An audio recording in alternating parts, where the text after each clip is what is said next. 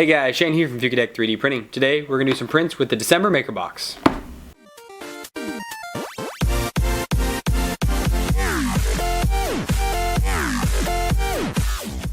So welcome back guys. Again, we have December's Maker Box. I'm super excited about this one. There might be some cool filament inside. There usually is. Let's dig in and see what they sent. So right off the bat, inside the box, they always have a sticker up here with some details, and this one again is about the referral program, same one that they had on it last month. So if you guys want to help out the channel, that's an easy way to do it. If you don't already subscribe to MakerBox, you can do so. Use the coupon code Fugatech, details down below, get you 15% off your first month's subscription. And actually I should say membership, because they call it a membership now, not a subscription. So you get 15% off your membership for your first box, and if I get, say up to 5 referrals, I get a free box, which would be a great way to help support my channel. That way I'm out of pocket a little bit less for the content that I put out. Let's take a look at the filament and see what came in. There's some cool stuff this month. Alright, so up first is Glitter Flake by Proto-Pasta. This is glittery. I wonder how rough it is. It is super rough. So this is definitely something I need to put the micro Swiss back on the G-Tech to do this. I bet you I need to. But we'll have to look around and see what it says. So alright, let's take a look at the print settings.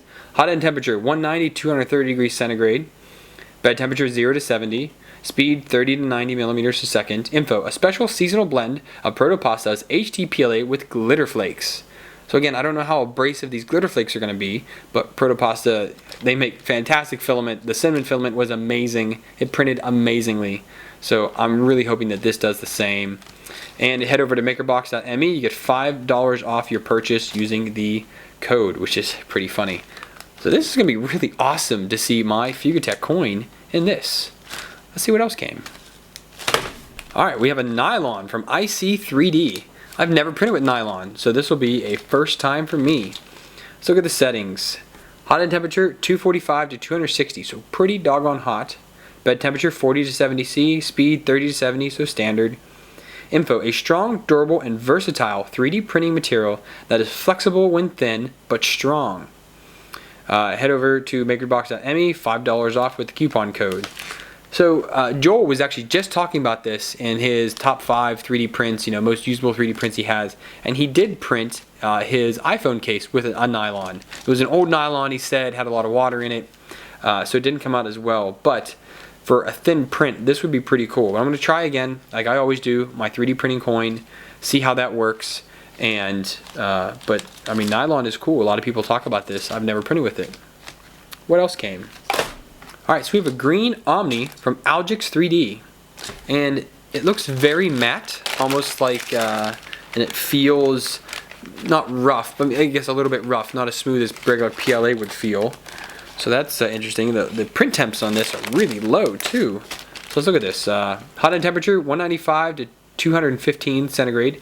Bed temperature 0 to 50, so it's kind of like PLA, like low temp PLA. Speed 30 to 90 millimeters per second, so you can do pretty fast. Info: a high strength filament with the perks of PLA combined with the perks of ABS. That's pretty interesting because it's such a low temperature filament. Head over to makerbox.me. You get $6 off your purchase using their coupon code. So this is a pretty awesome green. This would probably make a pretty good Bulbasaur. We'll have to see. Last but not least, we have PC Plus from Polymaker. Oh, Polymaker, awesome. So I was just looking at the Polymaker website. Joel, Joel, I follow him a lot, and if you don't, you should. But he posted a picture that, I don't know if he was using PC Plus, but he was using one of the Polymaker filaments, and he was printing a nice low poly, what was it, Donkey Kong, yes, and it looked amazing. I'm going to print Donkey Kong full size with some wood PLA that I just got in. But anyways, this stuff looks cool. So let's look at the settings. It says 250 to 270 for the hot end. Bed temperature 70 to 90 C, so hot, hot, hot. Speed 30 to 90 millimeters per second. You can do this fast. Info: a polycarbonate based filament with excellent mechanical strength. So it does feel pretty stiff. You get $5 off with your purchase with the coupon code below. So this is pretty interesting. Again, the Polymaker, they also have something called the Poly Smoother, and basically you print with like their PLA type based filament, and it uses isopropyl alcohol to smooth it like you would using acetone for ABS prints. So it's a pretty interesting, thing. I don't know if this is that same filament. I'll have to look it up online. But either way, it looks like it'll be fun. So spool holder. As of this filming, I have not decided on one. I need to find one. So I'm going to go on Thingiverse. I'm going to find a new spool holder like I do every month. We're going to print it out, and we're going to use that for these prints, and I'll talk about it after the time lapses. So let's do it.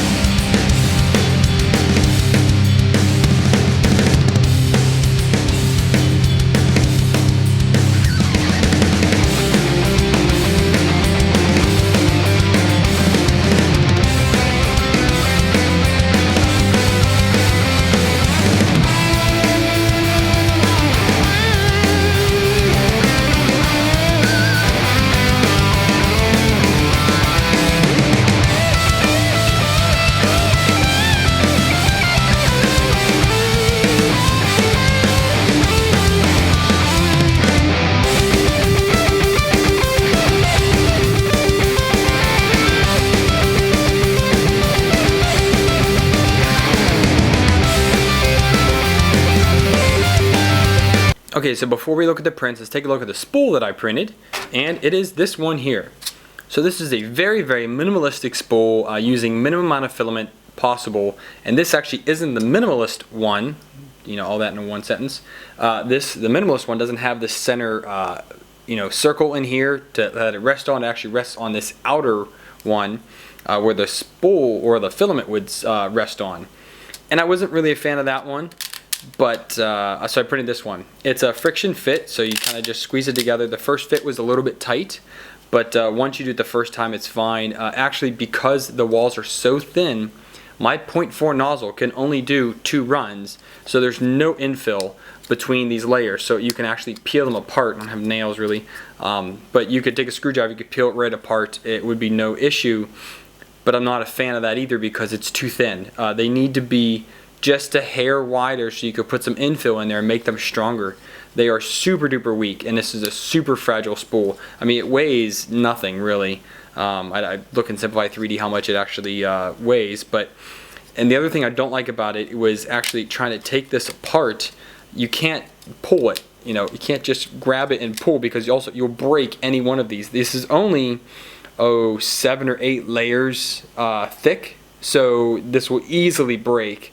So you actually have to go around the outer one, get a little bit of separation, then go around the inner one, and then it finally comes apart. So it's not a really slap it together, pull it apart. It's not a screw together, screw it off, easy deal. Now granted, last month's spool was not the easiest to reassemble and change anyways, but that was my print settings. This is not my print settings. This is actually the spool itself. I also found that the spool was rather small. Maybe this month I happened to get, the later or earlier spools, I guess, they're all much bigger. So I'll post a picture right here to cover it, and you can see that it almost needs to be almost as wide as the outer one, this outer ring, in order to be able to hold the filament properly. This worked okay on Omni, which I printed first. It worked okay with that one. But the rest, it was really, really bad. I actually ended up switching to last month's spool holder simply because this did not work. If you have a much more tighter wound spool from MakerBox, now this is labeled a MakerBox spool. He shows pictures that he actually has it fit right on there, and I don't know how he got the spool so small. I really don't. So I'd have to go through, maybe dig out some of the old spools, see if they fitted any better. But either way, it was way too small for this month for me. Maybe I'll go and look and see if the other spools fit on it, but right now, no. It's also far too thin. I went together pretty good that time. It's far too thin to only have 2 perimeters, one perimeter on each side, not even two, it's one perimeter each side, and no infill at all because it's just too doggone narrow. So I'm not a fan of that either, and it's a great minimalist spool, but you know, you're sacrificing a lot of durability. If you're only doing this once, this would be for you. If you're like me and you print this every month, not for you. So sorry that went on a little longer than I anticipated, but again, it's a good design, needs some tweaking. So I'm probably gonna put some comments on the Thingiverse page for this, but it's a very good design, it's a very good start, and it will be much better once some improvements are made to it. So good job on this, dude. Whatever your name is, I didn't look it up first. So I'll put the link down below this Thingiverse if you want to give it a try yourself. Try it out, let me know what you think about it. Now let's look at the prints. Up first is Omni. So right off the bat, I had some extrusion issues which I didn't see until I actually pulled it off. I under extruded the crap out of this. We're not really that bad, but bad enough that the top didn't fully fill in, and you can definitely see some spacing here. For some reason, spacing was just off for this print. I didn't rehome the printer, or I mean, it obviously homes every time, but I didn't re-level the bed for any of the prints, and the rest all printed great. But this one did not. I'm not sure why. I guess I just needed to extrude it more. I used regular PLA settings, which is what they said to do, and I even checked the website. I'm not sure. So we'll zoom in and let's take a look at all these prints. Okay, again, this is the green Omni from Agilix. I hope they say that right. Agilix 3D. As you can see, there's holes in the top, so I was under extruding. I have enough top layers because clearly I've done tons of these prints. I know what it should be for this print, but it's under extruded there, and down here you can see the spacing here. It just wasn't coming out enough. The spacing was fine. Again, I didn't change the spacing for any of the other prints. This is the only one that came out this way. So clearly you need to up your extrusion multiplier in Simplify 3D to get this to print properly. I did it a little bit wrong. The sides came out nice though, no issues on the perimeters. It's just the infill, you know, not infill, but the top layers laying over each other, filling that in, and the bottom layers. The normal stringing issues on top of support here that you get with PLA, all the corners had the issue. But it's a very lightweight feeling, which was kind of surprising. It's interesting color.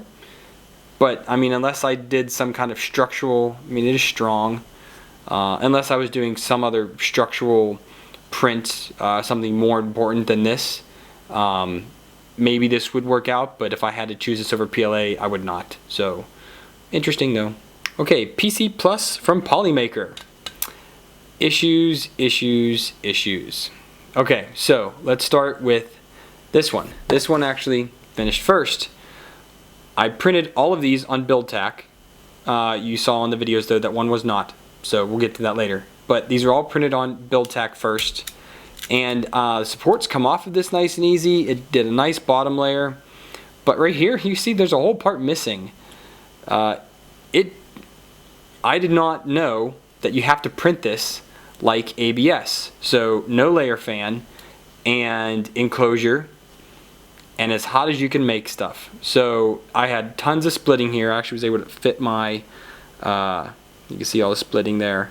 I was able to actually fit my, you know, little putty knife deal in here, and you could pull it right apart. Yep, there it goes, there it goes, okay. You can pull it right apart like that. So you need to print this like ABS, which would really be good to know ahead of time. So I strongly recommend that MakerBox put a fan setting line item on here, because that would help a lot with a lot of these filaments that sometimes you're just not sure about. So there was no warping. It printed great other than that. So I was like, so once I figured out I had to have the enclosure fully closed in and I needed to turn off the fan, I did another print. And again, totally ripped off the bottom when I tried taking off the BuildTack. BuildTack and this filament do not go together. I still had splitting issues. In my defense, my wife said that it smelled down here in the basement. We were cleaning. She said the air smelled stale. So we opened the window up, and that's probably what did it, because it's like 20 degrees here. Even though the printer was enclosed, it still must have got a draft. So still a good bit of splitting in it. Not as bad as before, but pretty bad still. And again, taking this off the build tack after it cooled was not happening. Most of it came off. Again, because of the layer splitting, it would come off every so many layers, and obviously I ran out of filament to do a second print. So this PC Plus by Polymaker, I can't use it. I don't like it. It did not print well at all, and it does not fit any of my needs, so I'm not a fan of this. Okay, now for some cool nylon. Never printed with nylon before. This was a fun experience. Right off the bat, I'll tell you, it feels like wax, which is crazy. I've never felt a nylon print before. I've never used nylon, nor seen it live use ever, anything like that. It came out fantastic. Totally filled in all the layers. Bottom layer, perfect. I did find out though that it won't stick to build tack at all. So this I had switched up and put it on just a glass with glue, which is what I went on to some forums and whatnot. Actually, Matter Hackers is where I found the info for printing nylon, and it was a good link. I'll put it down below if I remember, hopefully. And yeah, it came out. They had good instructions. 250 degrees C, 80 degree bed, and slow it down just a smidge for the first few layers, and then speed it back up. Again, it was just the I don't think I had no layer fan on this either, I believe. And again, it just would not stick to build tack, so with glue we went, and it came out great. I like this, and I would love to print with some more nylon. Okay, now for my favorite, the glitter flake from Proto-Pasta. Proto-Pasta, yet again, second month in a row, pulling out the stops with their filaments, and it looks amazing. When you grab something that is glittery, I have two daughters, 6 and 3. Everything's glitter in my life. So when I grab something glittery, I'm like, oh God, I'm gonna get on my fingers. Nope, nothing comes off of this. I mean, it's because it's in the plastic, which is great. I mean, there might be a few particles on the outside maybe, but it's fantastic. Bottom layer, awesome. Did not really have the stringing issues. It's also hard to tell in the video, but up close, there were no real stringing issues over the support. It did it like a champ. Even here on the outer layers, where you normally will get some stringing issues. You can see that here on the Algix. You can see right here you have that issue. You don't have that on this with their filament. They really make good stuff there. So good on you guys, Proto-Pasta. Month 2. Last month it was the aromatic cinnamon. This month is the glitter flake. If I can't get a hold of a real spool of this from you guys, I'll be buying it, because this will be great for Christmas gifts next year. Sidewalls came out great. This was printed exactly like PLA. 210, 60 degree bed. I did use, since I had the glass down, I just printed this right on the glass with a wee bit of glue. Stuck like no problem. Popped right off. No problem either. So again, this was a fantastic filament. Good job, Proto-Pasta. I like it. Alright guys, so that wraps up my unboxing / review-ish thing of the December 2016 Maker Box. So you guys at Maker Box, you're doing a fantastic job. Each month I feel is getting better, minus this PC Plus Polymaker crap. Again, that might just be me, but I feel that I can print most filaments pretty well, and that did not come out well at all. So I personally will not be pursuing any of that anytime soon. And the Omni was just, again, I didn't do a proper test to begin with, so I figured it's PLA, it'll print like it. Nope. Anyways, it was a good month, so I'm glad you guys watched this video. I have a playlist now with all the previous months since I started doing this, I think it was July. June or July was my first month, and the playlist contains all of them. If you ever want to go back and check out what I had, if you have any questions, if you got boxes that you haven't yet printed with, and you have questions, please leave some comments, send me a message. I'm more than happy to help out with anything that I can. Thanks for watching, guys. If you liked this video, give it a like. If you didn't, hit the dislike. Leave me a comment down below why you didn't. I'd love to hear from you. If you want to support the channel, you can do that many ways. First one being Patreon. Donate me $1 or more. I greatly appreciate it. And anything that you donate goes straight into the channel. You can also support me with my affiliate links. So update your bookmarks with my Amazon and Maker Geeks affiliate links. They'll be down below. And help support the channel. Amazon has been a big proponent of the channel so far. So thank you guys for using those links. And until next time, happy printing.